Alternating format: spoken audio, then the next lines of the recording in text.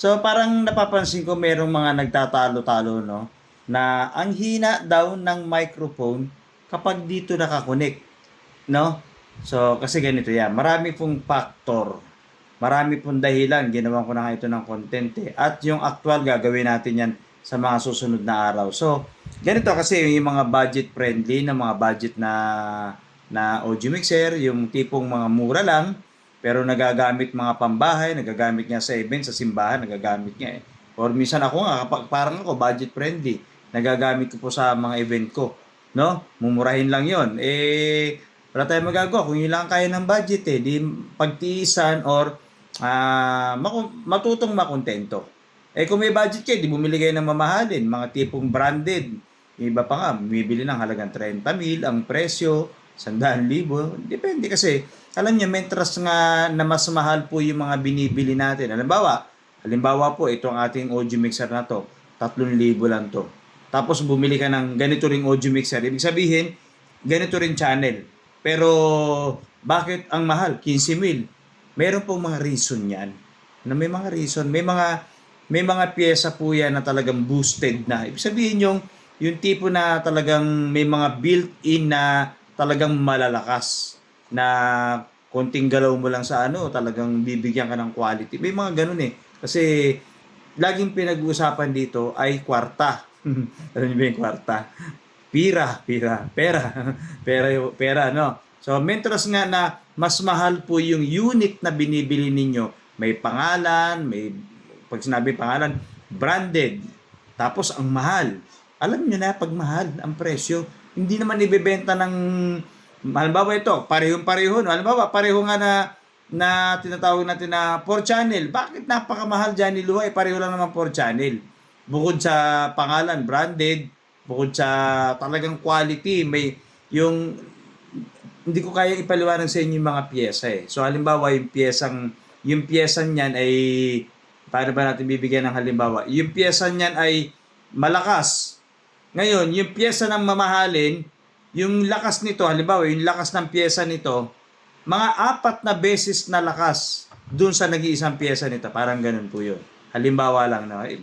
Reference lang, halimbawa lang naman yan. Okay, so parang ganun po yun. Ibig sabihin, yung lakas nito, mas doble ang lakas or triple pa ang lakas na ibibigay or ganda ng ibibigay na tunog sa inyo dahil nga sa mamahalin. Medyo dun minsan dun nagre-reference tayo.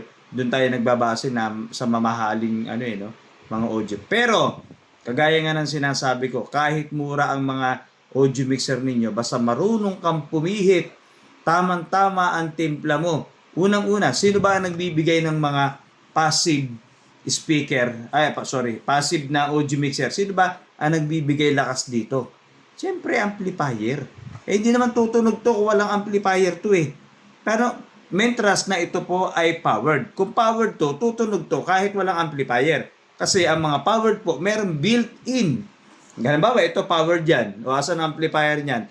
Naka-built-in po sa loob mismo yung pinaka-amplifier. So, sino ba nagbibigay nga ng lakas? Eh di yung amplifier ang nagbibigay ng lakas, no? So halimbawa, meron kang power amplifier. Magkano Johnny Luha, magkano bili ko sa amplifier? Alam ba kung magkano? So parang gano'n ano. So ang bili ko doon ay nasa 80,000 power amplifier. Tapos ito gamit ko. No? So yung mumurahin. Malakas ba? Malakas ba? Abay, siyempre, ang lakas nun. Ang lakas po ng power amplifier na idadrive nito. So ito kasi magiging controller ninyo eh. Kaya sabi ng iba, ba't mahina yung mic namin pag diyan kami nakasaksak? Maraming ang factor. Ano yung unang factor nun? Baka mamaya yung amplifier ninyo hindi nyo napapansin, nasa alas 12 lang, mahina lang talaga yung volume. Kasi kapag naka-audio mixer kayo, depende po ano. Ako, sa akin kung ibabase ko sa akin, alam nyo, pag ako nag-audio mixer, tapos nagsasound ako, lalo na sa simbahan namin or sa mga event ko, may mga event akong ganun, tinotodo ko talaga yung amplifier ko, todo pato. No? Talagang sagad. Ibig sabihin, naka full volume. Pero kung integrated amplifier yan, saka power amplifier, ganun ang ginagawa ko eh. Power amplifier, yung magkabilang channel, naka todo volume po ako. No? Tapos, kung audio mixer, kung yung integrated amplifier po ninyo, pwede po ninyong isagad yan. Depende po sa inyo. Desisyon niyo po yan. Pero ako kasi, sa akin ko na nga lang ibabase, nagsasagad po ako ng amplifier.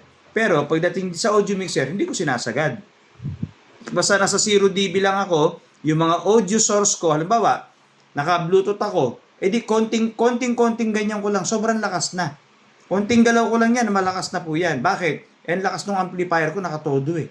No? Siyempre, yung mga integrated, yung bass, mid, yung high po niyan, dapat nasa gitna lang.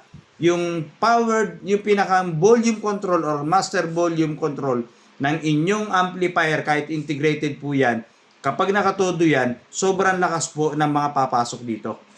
Okay, yung mga signal nito, papasok yan. Halimbawa, naglagay kayo ng Bluetooth, tapos halimbawa lang ha, ito yung volume ng Bluetooth, konting galaw mo lang yan, ang lakas na po nun. So, mas madaling kontrolin. Kasi isa sa mga factor, bakit nagpipick po ang mga audio mixer, minsan sobrang hina po ng amplifier, nahihirapan po niyang pabugahin mismo yung audio. Kaya minsan, pinipilit po ng audio mixer na tulungan yung amplifier na palakasin, kaya minsan nagpipick. Kaya dapat balance. Johnny Lua, sobrang todo.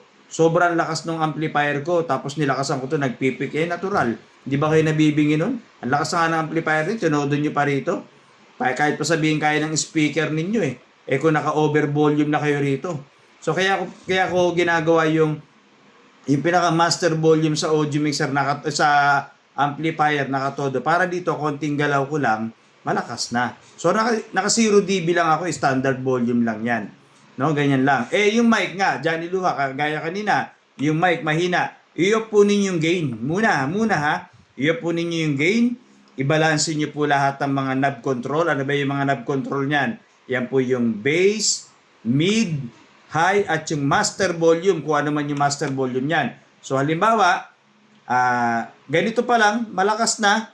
Huwag mo nang galawin yung gain. Malakas na No? Yung dating mahinang microphone dito, i-off mo yung gain dahil nakatodo po yung amplifier mo, konting galaw mo na yan, mapapakinggan mo na, sobrang lakas na.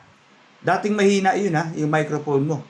Kasi nga, bakit? Binigyan ng tinodo ng amplifier mo yung lakas na gusto niyang ibigay dito.